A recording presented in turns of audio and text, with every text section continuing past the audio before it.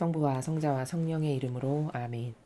예수님과 어머니 하나 되신 성심을 통해 신성하신 하느님 아버지의 피아세 나라에서 이 기도를 보내드립니다. 사랑하는 예수님, 오늘은 특별히 예수님께 간절한 청원으로 의탁드리며 이 기도를 보내드립니다. 예수님께서 십자가 위에서 흘리신 그 거룩하신 피로 성부와 성자와 성령의 이름으로 이 대한민국 국토 전체를 그 보혈로 덮겠습니다. 이 대한민국이라는 나라 안에 살아가는 아버지의 선의 세력이 아닌 모든 마귀 세력의 정수리 위에 예수님의 피와 물을 쏟아 부어 주시옵소서. 그래야 그 마귀가 완전히 패배하고 타죽게 해 주시옵기를 간곡한 갈망으로 청원드립니다. 그래야 더 이상 선의 세력인 주님의 백성들을 속이지 못하고 이 나라를 패망케 못하게끔 완전히 멸망시켜 주시옵소서. 특별히 이번 선거를 위하여 예수님과 어머니 그 선거를 조작하려 하는 세력, 그리고 아버지의 선의 진리의 세력에 속하지 않는 모든 마귀 세력, 이들의 정수리 위에 특별히 부어주시어 이제 마귀는 이 대한민국에 존재하지 않고 아버지께 속한 선한 세력만이 존재하게 하시며 아버지가 원하시는 일꾼이 반드시 이번 선거에서 당선되도록, 그래서 선의 세력이 압도적인 승리를 할 수 있도록 예수님과 어머니 부디 축복하여 주시옵소서. 또한 이날의 대통령과 그 주변에 있는 참모진들과 선의 세력의 리더들은 예수님과 어머니 하나 되신 성심을 통해 아버지 뜻에 봉헌드립니다. 예수님과 성모님처럼 지혜롭고 슬기롭고 진리 가운데 모든 정책과 결정을 할 수 있는 은총으로 그들을 축복하여 주시며 간교하고 교묘한 악의 계략에 넘어가지 않을 수 있도록 특별히 보호하여 주시옵기를 간절한 갈망으로 청하드립니다. 또한 부정선거가 일어나지 못하도록 예수님께서 십자가 위에서 흘리신 피로 그 모든 기표소 그리고 투표를 모두 공개하여 개표할 그 모든 공간에도 예수님의 십자가 위에서 흘리신 피를 쏟아 붓겠습니다. 어떤 부정도 일어나지 못하도록 철저히 막아주시옵소서. 이 모든 기도 우리 주 예수 그리스도 이름으로 기도드리나이다. 아멘. 성부와 성자와 성령의 이름으로 아멘. 안녕하십니까. 하나님의 뜻성교회 피아소녀입니다. 제가 오늘 서두에 조금 강력한 기도를 해가지고 여러분이 혹시 놀라시지 않으셨을까라는 생각이 듭니다. 여러분께 조금 그 기도를 활용하실 수 있게끔 좀 추가적인 설명을 덧붙여서 드리면요. 예수님께서 그 십자가 위에서 흘리신 피는 매우 고결하고 거룩한 피죠. 근데 마귀에게 그 피가 닿으면 어떻게 될까요? 마귀가 기절을 합니다. 그래서 그 피를 쏟아 붓는 겁니다. 마귀에게. 그럼 그 마귀에게 닿는 순간 기절하고 타죽거나 패망하거나 도망가거나 이렇게 되는 거거든요. 영적으로. 그러니까 여러분이 악을 패배시키고 퇴치시키는 이런 아주 강력한 기도를 하고 싶다. 그럼 지금 제가 예수님께서 십자가 위에서 흘리신 피를 쏟아붓는 이 기도를 여러분이 얼마든지 활용하셔서 하시면 됩니다. 굉장히 강력한 기도고 특별히 이제 선거까지 얼마 안 남았기 때문에 이 대한민국의 국토 위에 쏟아붓는다라고 제가 서두에 기도를 드렸죠. 여러분도 수시로 각자의 위치에서 지금 희생봉헌 같은 거를 하실 때 서두에 이 기도를 덧붙여서 서두에 넣으시고 하시면 이 마귀가 꼼짝 못하고 다 패배하게 되는 그런 기도이니까 여러분들이 이런 영적인 나라에 대해서 더 많이 활용하셨으면 좋겠습니다. 그리고 또 하나의 공지사항을 말씀을 드리면은 저희가 새로운 채널을 오픈할 예정입니다. 지난번에 한번 말씀을 드렸었는데요. 그 채널은 순수히 이 세상을 살아가는 신앙인 아닌 모든 세상 사람에게 오픈이 돼서 자기가 인생을 살아가면서 겪는 많은 갈등과 고뇌와 고통, 그런데 풀 수가 없고 해결책이나 답을 찾을 수 없는 이런 모든 문제들에 대해서 어떤 것도 괜찮고 범주를 제한하는 것도 아니고 연령을 제한하는 것도 아닙니다. 모든 문제에 대해서 다 고민을 적어주시면 저희가 이제 그거를 선별을 해서 그 고민에 맞는 솔루션을 진리적 관점에서 드리는 이제 그런 채널을 하나 오픈하려고 합니다. 주변에 여러분이 많이 홍보를 해주시고요. 많이 알려주십시오. 참 안타까운 게 뭐냐면 지금 우리가 살아가는 이 세상이 사실은요. 우리가 이렇게 마귀로 득실거려가지고 지금 정신적으로 고통스럽기는 한데 영적으로 굉장히 많은 은총을 받을 수 있는 시대거든요. 지금 이 마지막 시대이기 때문에 지금 요 때는요. 악도 가장 세게 기승하지만 악이 세게 기승하는 것과 똑같은 크기만큼 빛도 셉니다. 은총도 그만큼 세요. 근데 그런 시대에 살아가고 있는데 그런 어떤 영적인 진리의 은총을 하나도 못 누리고 살아가고 있지 않습니까? 인류가. 그래서 행복해야 하는데 죽상을 하고 살아가고 있고 너무너무 비전으로 가득한데 희망 없는 사람으로 패배자로 살아가고 이렇게 살아가고 있죠. 이제 그런 오해를 하나하나 벗겨드림으로써 이 지구상에 살아가는 모든 사람이 하느님의 진리가 얼마나 위대하신 건가, 하느님의 진리로 안 될 것이 없다라는 그 증언을 저희가 그렇게 해서 아버지의 영광을 드러낼 거고 그렇게 해서 하느님께 기쁨을 드리기 위한 오로지 이 목적입니다. 그러니까 여러분께서 주변에 많이 말씀을 해주시고 여러분들도 당연히 신앙상담도 하셔도 됩니다. 신앙생활 하는데 이런 어려움, 이런 고통, 이렇게 해야 되는 건지 잘 모르겠는 거, 뭐 기타 등등. 또 어린 학생들도 많이 알려주시기 바랍니다. 그 나이대마다 어떤 정서적인 고충이 그 나이대마다 다 있거든요. 다르게. 그러니까 청년들도 마찬가지고요. 그렇게 해서 그런 문제를 하느님이 어떻게 풀어주시는가를 몸소 체험해서 그들이 하느님을 사랑하고 가까이 다가갈 수 있게 하고 이렇게 하는 게 저희들의 목적입니다. 그러니까 여러분이 저희의 이 새로 오픈할 채널의 취지를 좀 아시고 이렇게 많이 홍보해 주시고 적극적으로 이제 오픈하면은 이용해 주셨으면 감사하겠습니다. 자, 그럼 이제 오늘 우리는 출애굽기 35장을 학습할 차례입니다. 먼저 본문을 읽고 이제 오늘의 내용에 대해서 여러분들과 함께 학습해 보도록 하겠습니다. 출애굽기 35장. 안식일을 지켜라. 필요한 자재를 헌납하다. 모세가 기술자들을 임명하다. 안식일을 지켜라. 모세가 이스라엘 백성의 온 회중을 모아놓고 말하였다.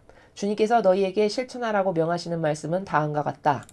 너희는 엿새 동안 일하고 이렛날은 너희가 거룩히 지내야 할 날, 곧 주님을 위하여 푹 쉬는 안식일이니 그날 일하는 자는 누구든지 사형에 처해야 한다. 안식일에는 너희가 사는 곳 어디에서나 불도 피우지 못한다. 필요한 자재를 헌납하다. 모세가 이스라엘 백성의 온 회중에게 일렀다. 이것은 주님께서 내리신 명령이다. 너희 소유 가운데서 주님께 드릴 선물을 거두어 바치도록 하여라. 주님께 선물을 바치고 싶은 자는 누구나 자원해서 바쳐라. 너희가 바칠 것은 금, 은, 구리, 자줏빛 양털, 붉은 양털, 진홍색 양털, 고운 모시실, 염소털, 분홍색 순양 가죽, 돌고래 가죽, 아카시아 나무, 등장기름, 향유, 가루양에 넣는 향료, 애복과 가슴바지에 박을 홍옥수를 포함한 여러가지 보석들이다. 너희 가운데 재주 있는 자는 모두 와서 주님께서 명령하신 물건을 만들어라. 성막을 만드는 데 드는 천막과 덮개, 갈고리, 널빤지, 가로다지, 기둥, 밑받침을 만들어라. 또 증거 개와 거기에 딸리는 채와 속죄판과 그것을 가리울 휘장, 제사상과 거기에 딸리는 채와 모든 기구들, 거기에 차려놓을 제사떡, 어둠을 밝힐 등잔대와 거기에 딸리는 기구들, 등잔과 등유, 분향단과 거기에 딸리는 채, 향유, 가루양에 넣는 향료, 성막 문간의 휘장, 번제단과 거기에 둘러칠 녹구물과 딸리는 채와 모든 기구, 물두멍과 그 받침대, 울의 휘장과 휘장을 칠 기둥과 밑받침, 울의 정면에 칠 휘장, 성막을 칠 말뚝과 줄, 울을 칠 말뚝과 줄. 성소에서 예식을 올릴 때 입을 제복, 곧 사제 아론이 입을 거룩한 옷과 그 아들들이 제사 드릴 때 입을 옷들을 만들어라. 이스라엘 백성의 온 회중이 모세 앞에서 물러나왔다. 재간이 뛰어난 사람은 다 나섰다. 또 만남의 장막을 짓고 거기서 제사 드릴 때 쓸 온갖 기구와 거룩한 옷을 만드는 데 쓸 것을 모두들 자원해서 주님께 선물로 바쳤다. 남녀 구별 없이 주님께 자원해서 금을 흔들어 바치려는 사람은 모두 와서 브로치와 귀고리와 인장반지와 목걸이 등 여러 가지 금부치를 바쳤다. 또 자줏빛 털실과 붉은 털실, 진홍색 털실, 고운 모시실, 염소털, 분홍색 순양 가죽, 돌고래 가죽을 가진 사람들도 모두 있는 대로 헌납하였다. 은과 구리를 선물로 바칠 수 있는 사람도 그것을 모두 주님께 선물로 바쳤다. 또 제사 기구를 만드는 데 쓰는 아카시아 나무를 가진 사람도 그것을 바쳤다. 제주 있는 여자는 모두 손수 길쌈하여 자줏빛 털실과 붉은 털실, 진홍색 털실, 고운 무시실을 바쳤다. 재간이 뛰어난 모든 여자가 순염소 털실을 자았다. 각 지파의 대표들은 애복과 가슴바지에 박을 홍옥수를 포함한 보석들, 등유와 향유에 넣는 향료와 가루향에 넣는 향료를 바쳤다. 남녀 구별 없이 모두에게 주님께서 모세를 시켜 명령하신 것들을 만드는데 소용되는 것을 바칠 마음이 우러났다. 그래서 이스라엘 백성은 이 모든 것을 자원하여 주님께 헌납하였다. 모세가 기술자들을 임명하다. 모세가 이스라엘 백성에게 일렀다. 들어라. 주님께서 유다 지파 사람 후루의 손자요 우리의 아들인 부살레를 지명하여 부르셨다. 그에게 신통한 생각을 가득 채워 온갖 일을 멋지게 해내는 지혜와 재간과 지식을 갖추게 해주셨다. 그래서 그는 여러 가지를 고안하여 금운동으로 그것을 만들고 태에 박을 보석에 글자를 새기고 나무를 다듬어 만드는 온갖 일을 잘하게 되었다. 또 주님께서는 그와 단지파 사람 아히 사막의 아들 오홀리압에게 남을 가르치는 재주도 주셨다. 그들은 재주를 넘치게 받아 온갖 세공일과 무늬 놓는 일, 자줏빛 털실, 붉은 털실, 진홍색 털실, 고운 모시실로 술을 놓으며 천을 짜는 등의 모든 일을 멋지게 해낼 뿐만 아니라 고한 솜씨도 좋았다. 주님의 말씀입니다. 하느님 감사합니다. 지금 이제 오늘 이 출애굽기 35장은 그 필요한 자재를 이 이스라엘 백성들로 하여금 바치게끔 하셔가지고 이제 그것을 통해서 천막을 짓고 그 안에 사용할 다양한 기물들을 만들고 이제 이런 것을 하기 위해서 아버지께서 이런 것을 다 나에게 가져와서 바쳐라 이렇게 말씀하시는 내용이죠. 자, 오늘의 이 본문의 내용을 말씀드리기 앞서서 지난 시간에 우리가 뭘 배웠냐면 34장에서는 이제 모세가 과거 이 이스라엘 백성이 자기가 자리를 비운 사이에 황금 송아지를 만들고 막 그게 우리의 신이다 막 춤추고 난리를 펴서 모세가 십계명을 받으러 올라갔다가 내려오는 길에 이제 그것을 보고 화가 나가지고 집어 던져서 깨졌죠. 그래서 그 깨진 십계명판을 다시 받으러 올라가는, 다시 계명을 받으러 시나이산에 올라가는 이제 그런 내용이었습니다. 지난 시간에. 근데 이번에 모세가 좀 저번에 십계명을 받아 내려왔을 때하고는 조금 많이 달라졌음을 우리가 이미 학습했죠. 어떻게 달라졌냐? 이제 그 백성의 그 온갖 저질스러운 악행을 보면서 모세도 깨달은 게 있었겠죠. 하느님께서 또 은총을 주시는 리더니까. 그러니까 그걸 보니까 이렇게 이 인간이라는 존재가 하느님 앞에 우리가 이렇게 많은 모욕과 역경을 드리는 거구나라는 것을 좀 깨닫고 반성을 합니다. 그러다 보니 반향이 달라졌죠. 하느님께 대한 반향이. 그래서 나는 이제 너희가 꼴도 보기 싫으니까 너희끼리 가라. 나는 너희하고는 같이 안 간다. 어서 여기를 떠나서 갈 길을 가라. 이렇게 말씀하셨는데 그때 모세가 반향을 아주 탁월하게 잘하죠. 아닙니다, 주님. 저희를 버리시고 저희 혼자 가라고 하면 저희는 누구를 믿고 따라가겠습니까? 아버지 안 가시면 저도 안 갑니다. 이렇게 반향을 하죠. 근데 그 반향이 하느님 보시기에 너무 마음에 드셨어요. 아버지가 여기 이 괘씸한 것들 이런 마음이 있으셨는데 그 화가 풀리신 거죠. 그 리더라고 하는 사람의 어떤 속성과 자질이 그래서 중요한 거예요. 이 전체 국민을 대표하는 리더를 잘 뽑아야 되는 건 그래서입니다. 여러분 리더 하나 잘못 뽑죠. 그럼 전체가 망합니다. 이 나라도 지금 요 정권 바로 앞에 빨갱이 공산주의 정권이 나라에서 리더를 그 리더가 돼가지고 이 나라를 5년 동안 통치하고 난 이 나라가 어떻게 됐습니까? 완전 바닥을 쳤지 않습니까? 또 성경도 보면요. 그 왕들 하나하나를 보면 왕이 하느님께 올바르게 반향하지 못하고 역겨운 막이나 자기 자로 섬기고 이렇게 살아가면 그 이스라엘 백성이 풍요하게 잘 살던가요? 거기 다 망하고 혼나고 두드려 맞고 이런 일이 반드시 있죠. 자, 이런 걸 통해서 우리가 공통적으로 알아야 되는 건 리더를 뽑을 때 반드시 선의 세력을 뽑아야 된다. 하느님께 속한. 그렇지 않으면 망조로 가는 지름길이다. 이렇게 우리가 반드시 이것을 알아야 되고 이번 선거를 그래서 여러분께서 세력을 보고 반드시 뽑으셔야 된다. 제가 이렇게 말씀을 드렸습니다. 자, 모세라고 하는 지도자가 어떤 하나의 계기가 딱 생김으로써 사람이 깨닫는 바가 있어가지고 많이 반향의 나라가 성숙해졌어요. 그러다 보니 아버지께서 요놈 봐라 마음에 드는데 라고 하셔서 너와 같은 이름은 없다. 이렇게 칭찬을 하시죠. 그리고 나서 다시 십계명을 받으러 갔더니 이전하고는 달라요. 그래서 내려올 때 얼굴이 하얗게 변해서 내려옵니다. 맞죠? 그러면 그래서 하느님과 만날 때 얼굴이 하얗게 변하는 은총을 주신 거죠. 아버지께서. 그 은총의 빛을 받아서 그렇게 된 거지 않습니까? 근데 백성 앞에 갈 때는 그게 너무 고귀하고 거룩한 것이니까 이렇게 가리고 숨기고 가고 아버지를 만날 때는 다 벗고 아버지 앞에 만나고 이제 이런 모세의 반향들을 통해서 우리가 발견할 수 있는 게 뭐냐. 지도자가 얼마나 중요한가라는 거. 특히 하느님과의 관계성에서.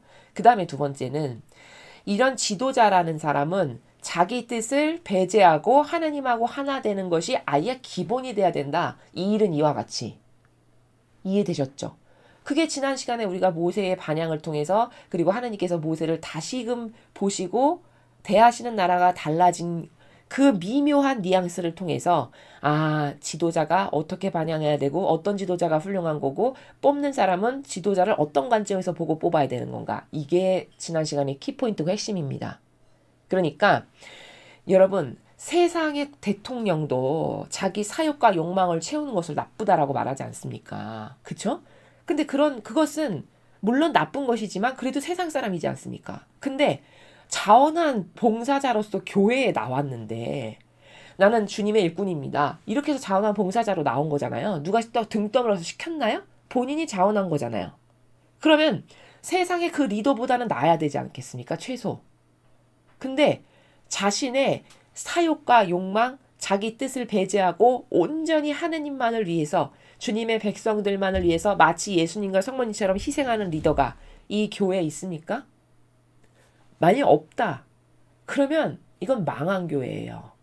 그렇지 않습니까? 아니 세상에 그 대통령이라고 하는 사람에게도 그렇게 잣대를 아주 엄밀하게 갖다 대지 않습니까?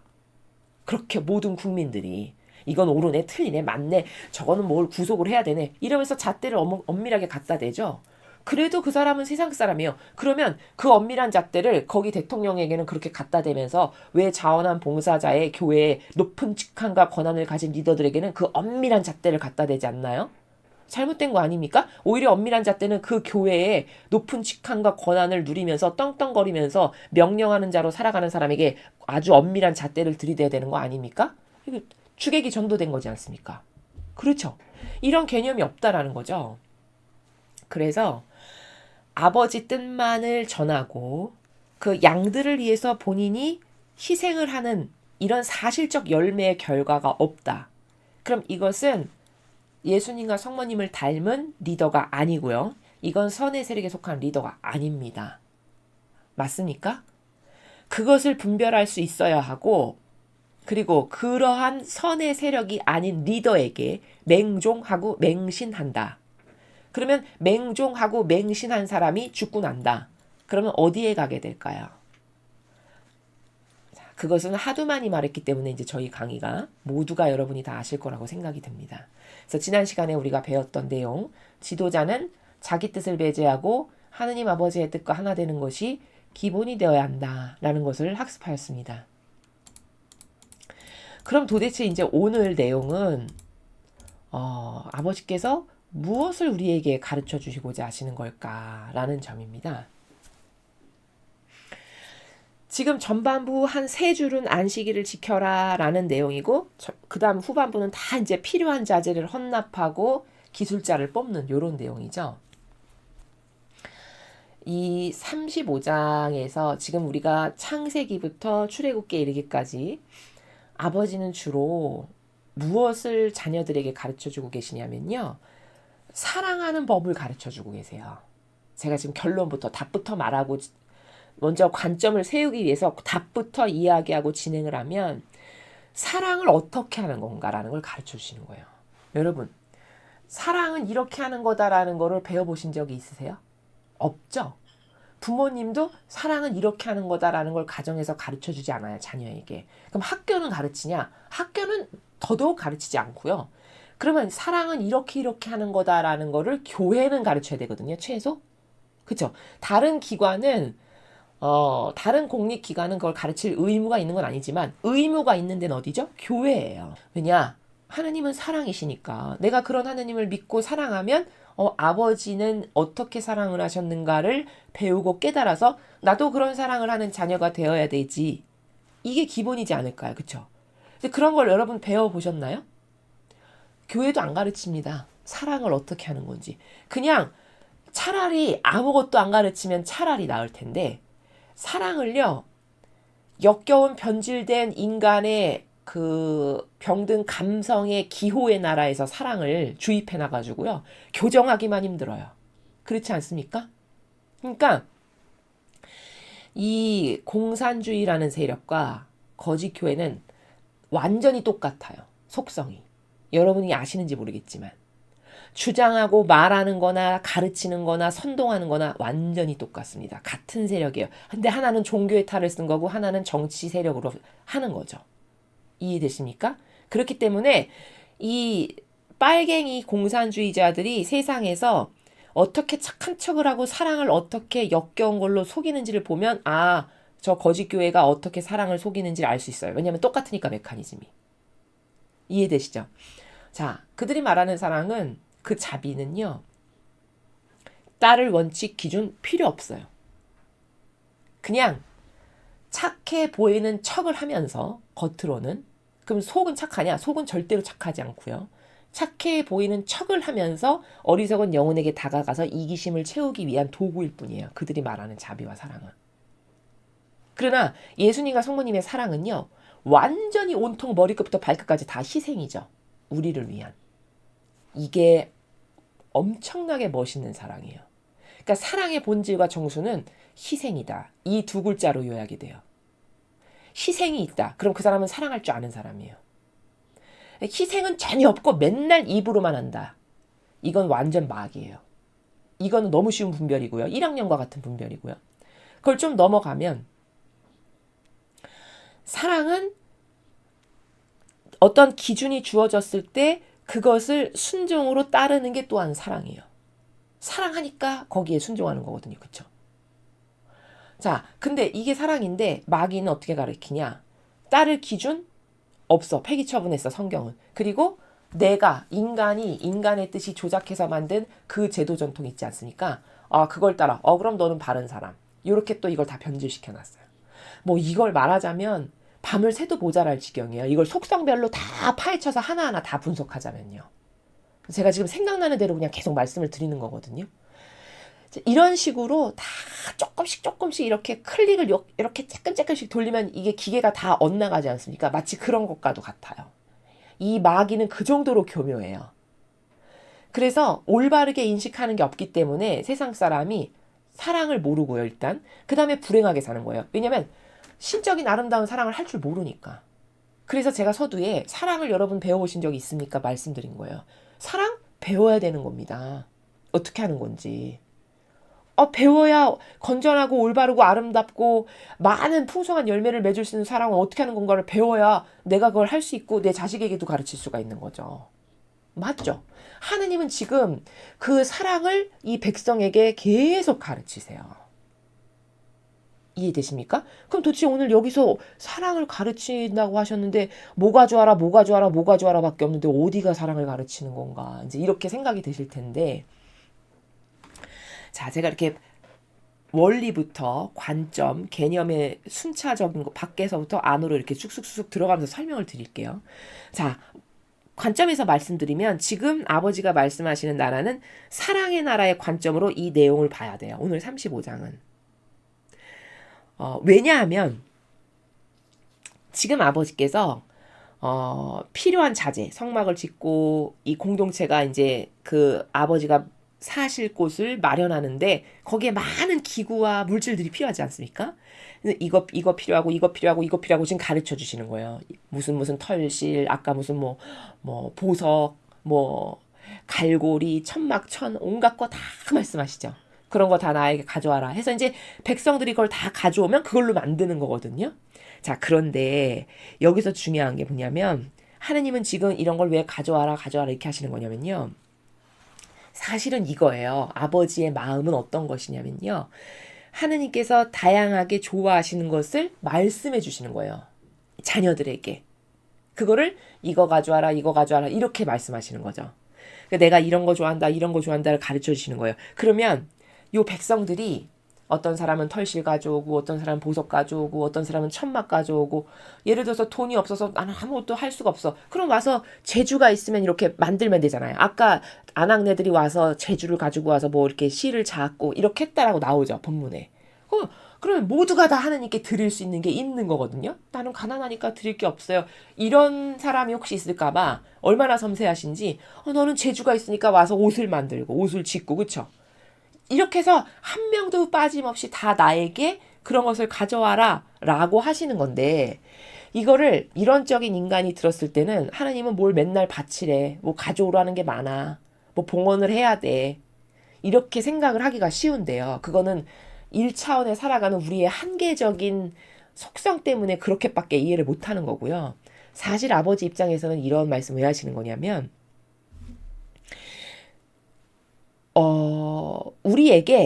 우리가 다양한 사랑을 아버지께 드릴 수 있는 기회를 마련하시는 거예요. 그러니까 이런 거죠. 옛날에도 제가 설명드렸었는데 예를 들어서 뭐 칠순잔치다.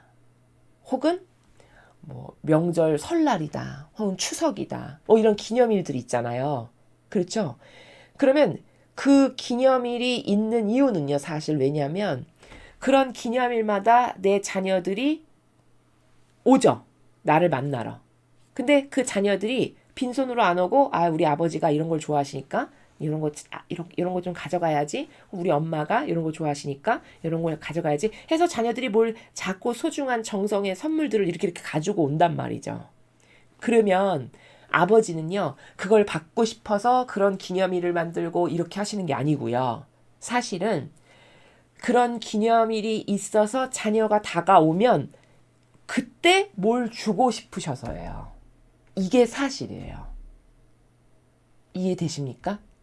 그러니까 이 백성에게도 뭐를 가져와라 이렇게 하는 거는 이런적인 사람이 봤을 때는 뭐를 되게도 많이 봉헌하고 드려야 될 게 많네 부담스럽게 이렇게 생각하는 그 사람은 수준이 저열해서 그런 거고 인간적 차원에서는 그게 저급해서 그런 거고 하느님의 차원에서는 공짜로 줄 수가 없는 거라고 제가 늘 말씀드리죠. 천상에 나가는 공짜가 없다니까요. 거저 공짜 가만히 앉아있는데도 뭐가 떨어지는 이런 건 없어요. 왜냐면 공정하고 정직한 나라라서. 그러니까 내 자녀에게 내가 은총을 넣어주고 싶고 뭘 주고 싶은데 공짜와 거전 안 되니까 작은 것 하나라도 정성된 마음으로 가져오면 그때 얼른 그 자녀에게 은총을 주고 필요한 것을 주고 이렇게 하시기 위해서 기념일도 있는 거고 뭘 이렇게 나에게 가져와서 바쳐라라는 행위를 말씀하시는 거라는 겁니다. 이제 이해가 되십니까? 예, 이런 거예요. 진실은 이런 겁니다. 그러니까 하느님께서 뭐를 자꾸 뭐 봉헌해라 무슨 기념일 뭐 초막절을 지켜라 뭘 지켜라 이러는 거는 물론 그런 어떤 절기와 아버지께서 말씀하시는 그 기념일을 지킴으로써 조상으로부터 하느님과의 관계성에서 이렇게 하느님이 우리를 사랑하셨어 라는 걸 잊지 않기 위해서 후손을 위해서 그래서 그 후손이 잊지 않고 반향을 잘하면 거기도 계속 은총을 주실 수가 있잖아요. 이런 측면도 있지만 그런 여러 가지 뭐 무슨 절 무슨 기념일 이런 게 있는 거는 그러면 그때 자녀들이 다가올 테니까 다가올 때 그래서 그들이 희생으로 나에게 뭘 작은 정성을 바칠 때 그걸 받고 그래 너에게 내가 이걸 주마 해서 이렇게 은총을 주시기 위한 거다라는 겁니다. 근데 이 메커니즘이 왜 인간은 잘 이해가 안 가냐면요. 인간은 거저 이런 개념이 있어서 잘 이해가 안 가는 거예요. 다시 말하면 무슨 뜻이냐면 왜 부모님들이 자녀와의 관계성에서 자녀가 뭘 갈망으로 원하지도 않고 반향을 잘하지도 않는데 그냥 막 주시잖아요. 인간의 나라의 부모는 거의 그렇게 사랑을 주시죠. 그쵸? 애가 갈망하지도 않아. 뭐 달라고 하지도 않았어. 근데도 그냥 내가 애 같아서 먼저 주고 그냥 내가 사랑스러워서 다 퍼주고 이런 스타일이죠. 세상의 인간적인 육적 부모는. 물론 그게 사랑은 다 맞죠. 물론 사랑이에요. 근데 사랑을 하는 방식이 잘못된 거거든요. 그거는. 그 방식으로 계속 사랑을 하죠. 자식을. 그럼 자식이 망쳐져요. 자식을 버리는 길이에요. 왜냐? 여러분, 사람이라는 존재의 부족함의 속성을 잘 아셔야 돼요. 우리는 어떤 부족함과 한계가 있는가를 잘 알고 그 부족함과 한계를 이 지상에 살면서 자꾸 루스프리메이션을 하면서 개선하면서 고치면서 똑바로 반영을 하기 위해서 이런저런 노력을 하면서 이렇게 업그레이드가 되는 과정이 다 필요한 거거든요. 누구에게나. 자, 그런데 그런 부족한 인간이 가지고 있는 속성 중에 특히 어떤 게 부작용을 일으키는 거냐면 자꾸 부모가 그 자녀가 갈망도 안 했는데 그냥 거저주고 뭐가 필요합니다 말도 안 했는데 벌써 앞서가서 뭘 주고 이렇게 하죠. 그러면요 그 자녀가요 그걸 고마움을 아냐 고마움을 모르게 돼요. 우리 엄마는 혹은 우리 아빠는 내가 뭐 원하지도 않아도 뭐 알아서 다 탁탁 갖다 주는 존재 이렇게 인식할까요 안 할까요? 그렇게 합니다 인식을. 그러니까 그 부모 앞에 아쉬운 게 없어 항상. 늘 배가 나와 있어요. 늘 자만과 교만으로. 뭐 알아서 다 탁탁 갖다 주니까 내가 말하기도 전부터. 이런 존재로 누가 키우는 거냐? 부모가 그렇게 키웁니다. 부모가. 그러니까 이게 잘못 이러니까 부작용이 양산되고 그 자식을 버리는 거예요. 근데 하느님은 퍼펙트하고 완벽하시기 때문에 결단코 그렇게 자식과의 관계성을 그렇게 갖지 않으세요. 그러니까 이 자녀들에게도 나에게 뭐 가져와라, 뭐 가져와라, 뭐 가져와라. 그렇게 해서 가져오면 그때 주시는 거예요. 혹은 갈급해서 막 기도를 하고 매달리고 막 이래. 그러면 그때 주시는 거예요. 왜? 그렇게 해야 그 영혼이 마귀 밥이 안 돼요. 또 그게 맞는 거고 공짜를 바란다는 것 자체가 잘못된 거거든요. 거저 공짜 아무것도 안 했는데 그저 주어지는 것 이거 자체가 이게 마귀의 세상이니 이 인간 세상에나 있는 거지 천상의 나라는 이런 게 없어요. 이해되십니까? 근데 그 마귀 세상에서 살면서 쪄들어서 그게 익숙하다 보니까 이렇게 하느님께 사랑으로 뭐를 가져다 드리면 그때 나에게 아버지가 뭘 주신다는 이런 메커니즘을 이해하는 데 있어서 되게 굼뜬 거죠. 되게 더디고. 이해되셨죠? 그러니까 자녀 교육을 똑바로 하고 싶다. 그러면 반드시 진리를 배우셔야 돼요. 하느님이 백성을 어떻게 대하시는가를 알고 똑같은 정신세계에서 자녀를 대하셔야 돼요. 그래야 훌륭한 자녀가 돼요. 그래서 제가 누누이 간혹가다 조금씩 자녀 교육에 대해서 많이 말씀을 드리죠. 지금 하느님이 그런 걸 하시는 거예요.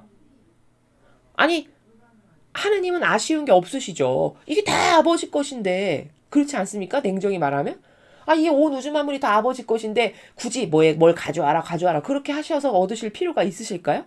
전혀 없죠. 근데 뭐를 가져오고 너희들은 이걸 가져와라 그렇게 하는 거는 힌트를 주시는 거예요. 내가 이런 거를 좋아한단다 얘들아. 그러니까 너가 사랑으로 정성으로 나에게 그런 사랑을 다오.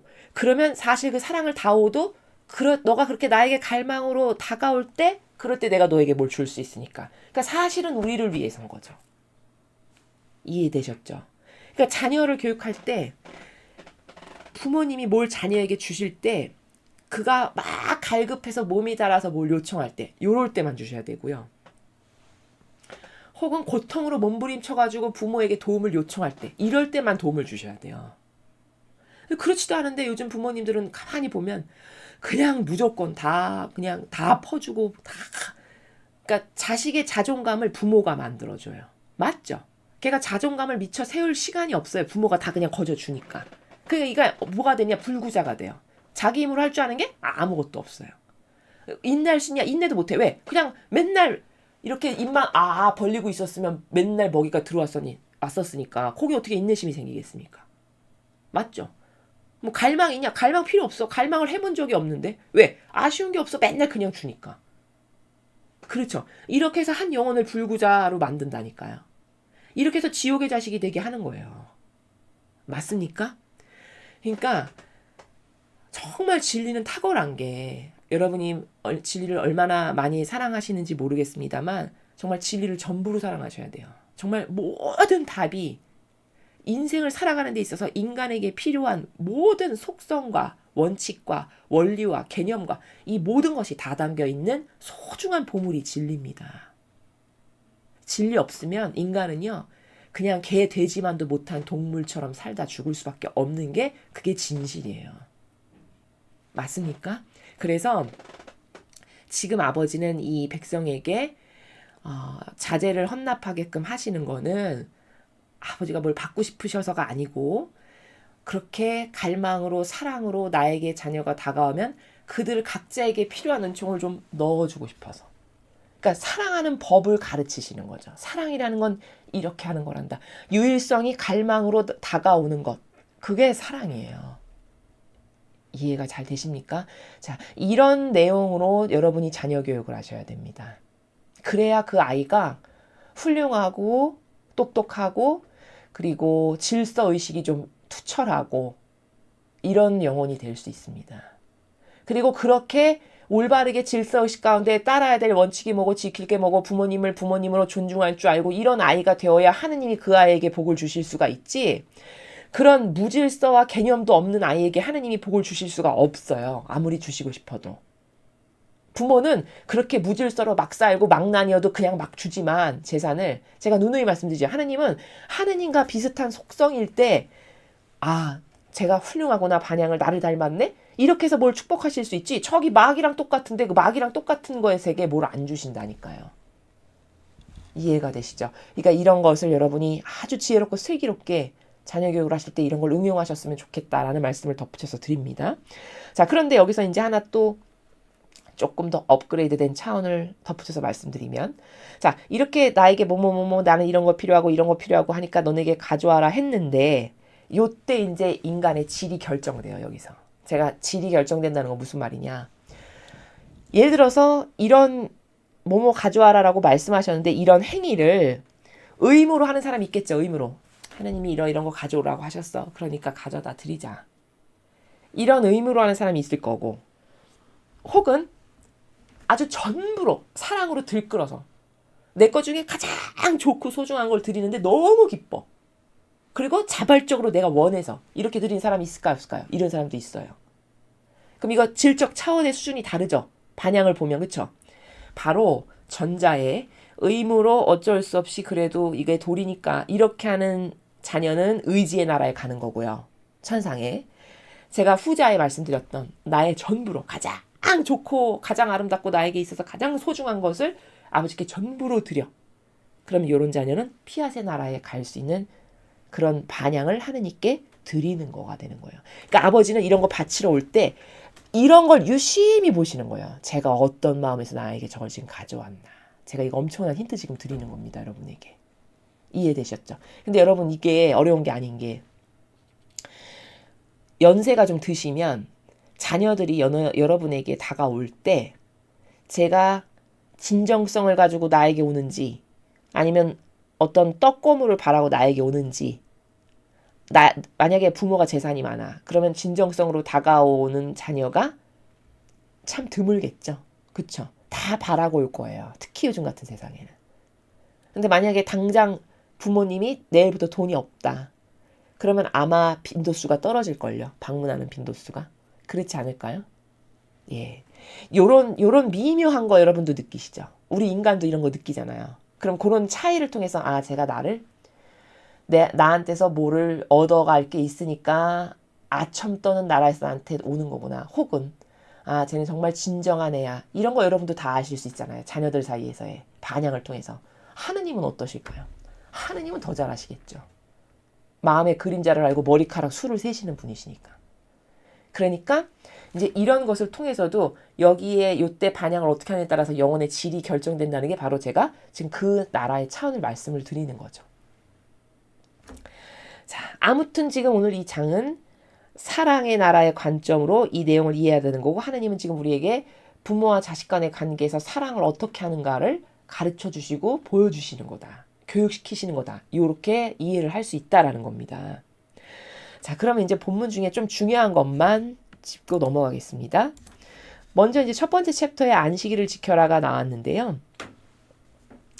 모세가 이스라엘 백성의 온 회중을 모아놓고 말하였다. 주님께서 너희에게 실천하라고 명하시는 말씀은 다음과 같다.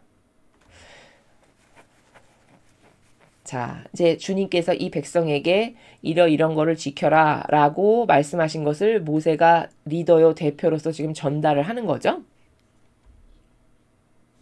자, 뭐라고 하셨냐? 너희는 엿새 동안 일하고 이랜날은 너희가 거룩히 지내야 할 날, 곧 주님을 위하여 푹 쉬는 안식일이니 그날 일하는 자는 누구든지 사형에 처해야 한다. 자, 요걸 지키라고 아버지께서 말씀하셨다라고 지금 모세가 전하는 거예요. 자, 근데 여기 잘 보시면요. 엿새 동안 일하고 이랜날은 너희가 거룩히 지내야 할 날. 이렇게 말씀하셨죠.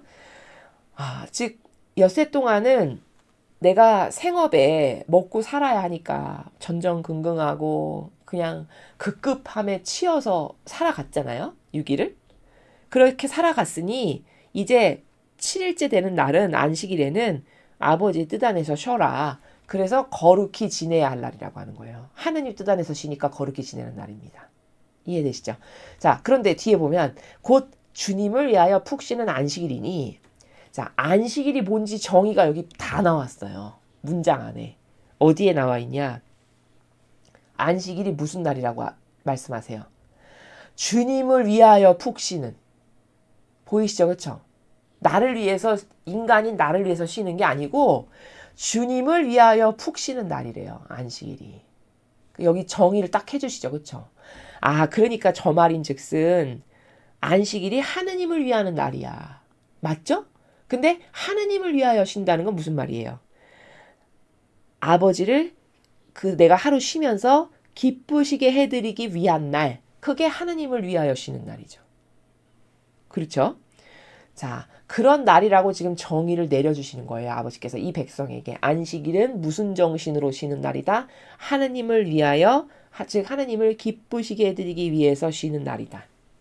그래서 6일 동안 내가 급급하게 살았던 거 회개하고 뉘우치고 요 하루만이라도 하느님을 마음 안에 계시는 아버지를 의식하면서 아버지 죄송합니다. 제가 6일 동안 아버지를 소홀히 대하였고 아버지를 의식 안 하고 살았던 수많은 시간을 통회하고 회개합니다 하면서 그날 오늘 내가 어떤 것을 하면 아버지께서 기뻐하실까 뭐 요런 행위를 한다든가 뭐 기타 등등 자 요런 날을 안식일로 지내야 된다라고 말씀하시는 거죠.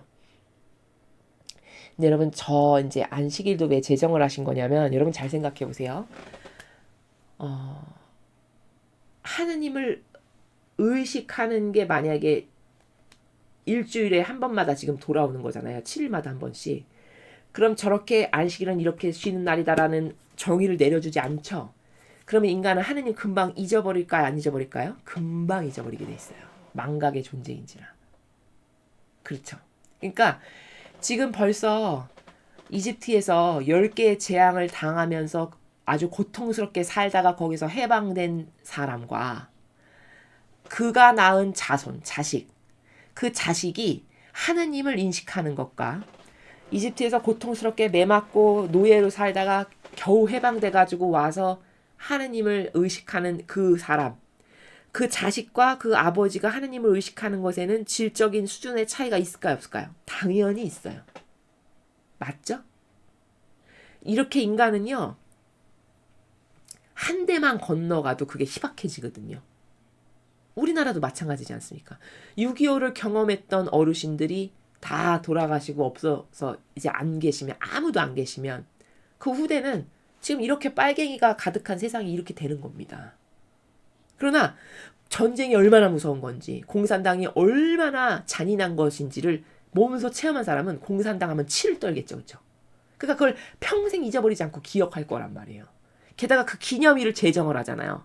그럼 그 기념일을 제정할 때마다 내가 그 6.25 전쟁 때 만약에 내 가족이 죽었어. 그러면 얼마나 그걸 아주 몸소리치면서 뼈에 새겼겠어요. 그 사람이. 공산당이 싫다는 거를.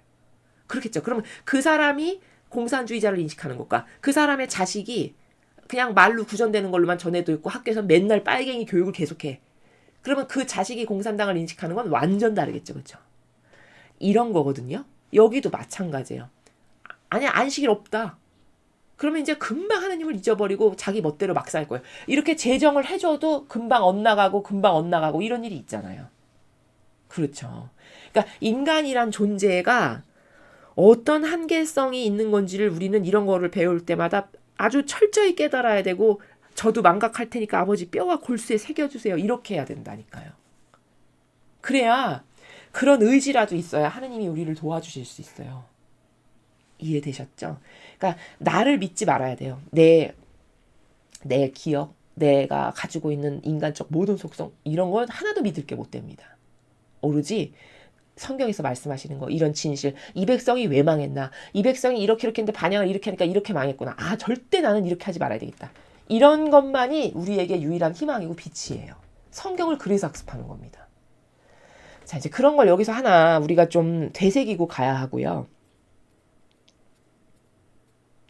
그 다음에 안식일에는 너희가 사는 곳 어디에서나 불도 피우지 못한다. 자, 안식일 어기면 사형에 처하고, 만약에 불 하나라도 피운다 그러면은 절대 안 된다. 요렇게 아주 강력하게 말씀하시죠. 지금 3절에 불도 피우지 말라고 하는 거는 왜 그런 거냐면, 지금 이 시대는 물론 다 가난한 고대 시대지만 여긴 종도 있어요. 그러면 이런 불 피우고 이런 일은 주로 누가 할까요? 종이 하겠죠. 그렇죠? 그러면 종은 안식일에도 못 쉬고 계속 불도 피우고 노동에 시달릴 수밖에 없잖아요. 그러면 그 종에게도 좀 공평하게 하느님과 함께 그날만 하루만이라도 쉬는 시간이 허락됐으면 하시겠죠. 아버지는 다 똑같이 사랑하는 자녀니까. 그래서 종이 불을 피워야 하니까 종도 쉴 수 있도록 해주시기 위해서 저렇게 말씀을 하시는 나라입니다. 이게 하느님의 자비고 사랑이에요. 자, 이렇게 안식일에 대한 건 여기까지가 이제 아주 간략하게 끝이 났고요. 그 다음에 이제 필요한 자재를 헌납하다. 여기서부터 이제 쭉 말씀하시는 거죠. 모세가 이스라엘 백성에게 아버지의 명령이라고 하면서 알린 거는 주님께 드릴 선물을 거두어서 바쳐라. 쭉 리스트를 말해주는 거죠. 자, 이제 여기서 지금 요 자재를 헌납하는 요 파트에서 또 추가로 제가 좀 설명드릴 거 뭐냐면, 자, 이렇게 해서 만약에 성전이 만들어졌어요. 성막이. 그러면 아버지는 이게 왜 좋으신 거냐면, 그 아이에게 가까이 다가오니까 걔가 갈망으로 올 때마다 걔한테 선물을 내가 줄 수 있어서 행복하신 거고, 일단 두 번째, 이렇게 해서 성막이 만들어지잖아요. 그러면 하느님 입장에서는 지금 온통 사랑으로 둘러싸인 거죠. 맞죠? 다시 말해, 온 인류와 피조물들의 사랑에 둘러싸이신 게 돼요. 그래서 뿌듯하고 흡족하고 기쁘신 거예요. 이해가 되십니까? 이거는 좀 빗대어 설명하면, 제가 앞에서도 말씀드렸는데 이런 거랑 비슷해요. 우리가 왜 어르신들 뭐 한갑잔치, 칠순잔치 이런 거 하면은 못 만났던 오랫동안 저 지방에 사는 자녀들도 이렇게 다 올라와서 큰 행사니까 오죠. 그러면 막 북적북적거리면서 그 자손들이 아버지 앞에서 막 재롱도 떨고 막 이야기도 오래 못했던 거 회포도 풀고 막 이런 아름다운 전경들이 펼쳐지잖아요.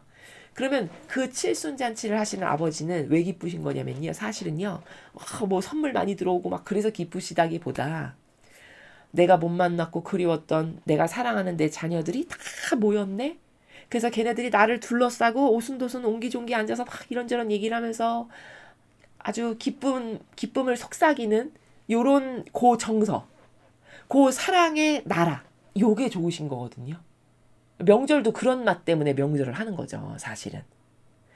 하느님도 같으세요. 그러니까 우리가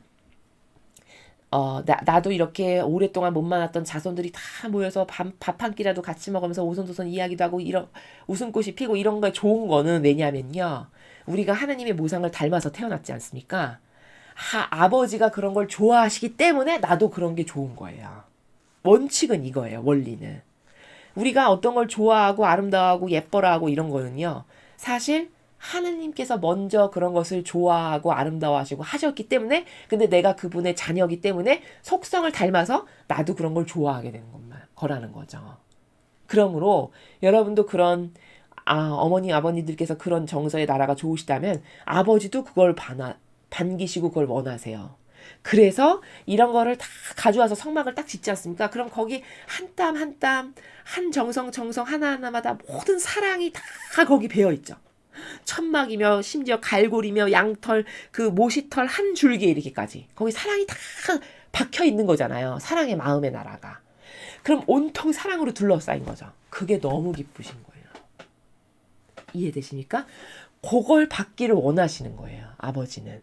그래서 이런 거 가져와라 이런 거 가져와라 이렇게 가르쳐 주시는 겁니다. 이해가 잘 되시죠? 자, 그래서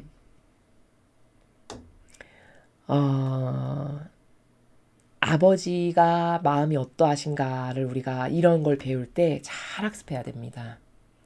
그래서 이런 걸 통해서 하느님이 저렇게 사랑을 원하시는구나. 그 자녀들로부터 사랑받기를.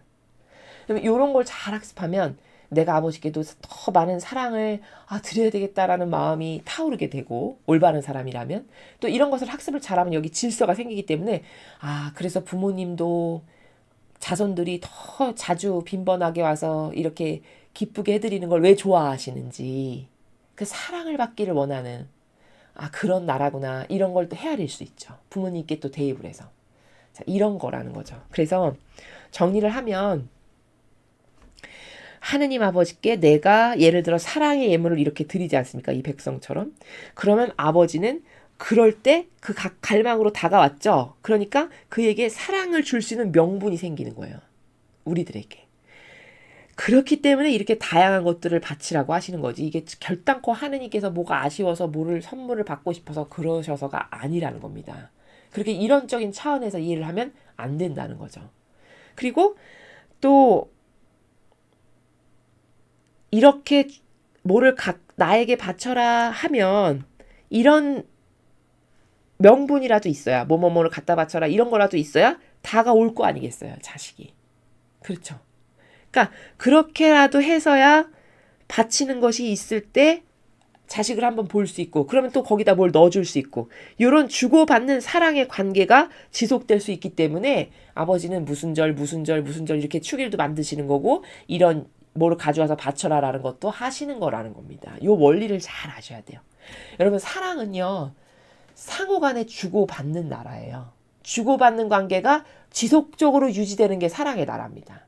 그럼 또 주고받는다고 하니까 뭐 유물론적인 물건, 선물만 생각하는 그런 차원이 아니고 모든 사랑과 관련된 마음, 정성, 뭐 예물, 기타 등등 다 사랑과 관련된 전반적인 모든 것 다 그 진정성만 있으면 되는 거예요. 그런 주고받는 관계가 끊어지지 않고 계속 드리면 아버지는 나에게 꼭 뭘 주세요. 그럼 또 내가 받았죠. 그러면 너무 감사해서 아버지께 더 아름답고 좋은 걸로 이렇게 드리면 아버지가 그걸 보고 만약에 감동하셨으면 또 나에게 뭘 주시고 이런 주고받고 이런 게 끊임없이 지속적으로 더 발전적으로 더 업그레이드 되는 요런 게 이제 고결한 차원의 정신세계의 사랑의 나라라는 거죠. 그러니까 왜 우리도 그 산에 올라가가지고 뭐 야호 이런 거 하잖아요. 등산객들 보면. 근데 야호 했는데 거기서 이렇게 야호가 돌아와야 할 맛이 나지. 내가 야호를 했는데 하나도 반향이 없어. 그럼 할 맛이 안 나죠. 다시는 안 하죠. 그럼 이건 사랑이 끊어진 거예요. 즉 사랑은 야호를 하면 야호가 돌아오고 그게 신기해서 또 야호를 하고 이렇게 주고받고 이런 게 지속적으로 되는 게 사랑의 나라다. 그러니까 그 진정한 마음을 계속 하느님과 이렇게 나눌 수 있어야 되는 거예요. 이해되십니까? 이제 그게 아버지께서 오늘 여기서 말씀하시고자 하시는 사랑의 나라다라는 거죠.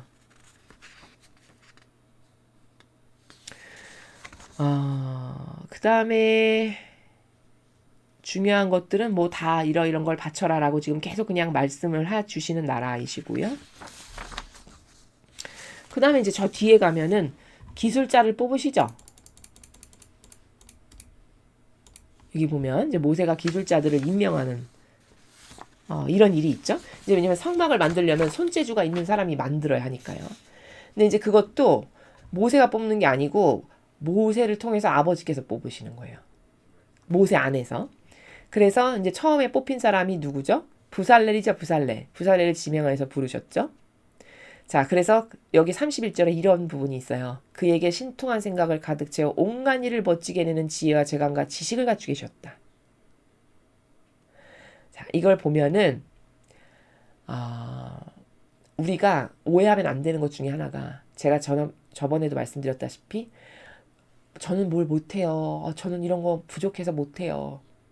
이런 말씀을 하시는 분들이 생각보다 많은데 그거는 신적인 나라의 메커니즘을 몰라서 하는 말이에요.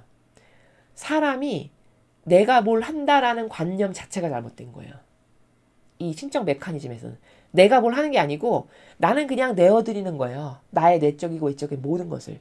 그러면 저를 완전히 차지하셔서 제 안에서 예수님과 어머니께서 뜻하시는 바를 다 이루십시오. 이렇게만 단순하게 하면 그러면 예수님과 어머니께서 내 안에서 내가 어떤 것에 재주가 있어. 그럼 나를 그 도구로 쓰시고. 이렇게 되는 거거든요. 메커니즘이. 영적으로 살아간다는 건 이런 거예요. 여기도 마찬가지로 지금 물론 부살레라는 사람이 남보단 다른 뛰어난 손재주가 있었겠죠. 그러나 신통한 생각을 가득 채워주셨다. 이렇게 되어 있죠. 그죠? 그래서 온갖 일을 멋지게 해주는 지혜, 재간, 지식을 주셨다. 자, 능력은 누가 주신다? 하느님이 주신다. 다만 우리에게 필요한 건 나를 온전히 내어드릴 수 있는 단순한 정직성, 단순성이 있냐 이겁니다. 사람은 착각해요. 저는 이렇게 부족해서 이것도 못하고요. 저것도 못하고요. 사실은 그게 겸손이 아니고 교만한 거예요. 왜냐? 내가 뭘 한다는 나라에 살아가고 있잖아요. 자기가 위주고 자기가 주체가 되어 있는. 그게 곧 교만이죠. 하느님이 나의 항상 중심이시고 앞서가세요 해야 되는 건데 내가 주체고 내가 중심이고 내가 뭘 다 한다는 나라에서 살아가면서 착한 척하면서 겸손한 척하는 거죠. 소위 말해서 적나라하게 이야기하면. 물론 몰라서 속고 있는 것이긴 합니다만 그런 거는 절대 겸손의 나라가 아니고 이 영적인 메커니즘을 몰라서 그렇게 반영을 하는 거다. 우리는 그런 어떤 일을 잘 할 수 있는 능력이 없어요. 다 하느님이 은총을 주시고 지혜를 주시고 재간을 주시고 이렇게 주셔야만 가능한 거지. 근데 그런 메커니즘을 그냥 지식적으로만 알고 있지 본인에게 적용하는 사람은 굉장히 드물어요. 실제로 그렇게 사는 사람은. 맞죠? 그러니까 이런 것을 배울 때 여기도 지금 뽑으신 다음에 그에게 뽑고 나서 다 할 수 있는 은총은 아버지가 주시잖아요. 요런 메커니즘이 하느님과의 관계성에서 내가 잘 구현돼 있냐 사실적으로 요걸 성찰해 보셔야 된다라는 겁니다. 그래서 이제 그가 여러 가지를 고안해서 금운동으로 그걸 만들고 뭐 태박을 보석에 글자를 새기고 나무를 다듬고 온갖 일을 다 잘하게 됐어요. 왜? 하느님이 능력을 주셨으니까. 그렇죠? 또 주님께서는 그와 단지파 사람 아히사막의 아들 오홀리압에게 남을 가르치는 재주도 주셨다. 자, 이제 또 어떤 사람 하나는 뽑아가지고 잘 가르치는 재주를 이 사람에게 주시는 거예요. 그럼 이 사람이 남에게 가서 잘 가르칠 수 있는 거죠. 맞죠? 그래서 요 메커니즘, 요런 하느님과의 나와의 관계성에서 올바르게 화답하는 나라가 도대체 뭔가 요런 메커니즘이구나라는 것을 여러분이 아셔야 된다라는 겁니다.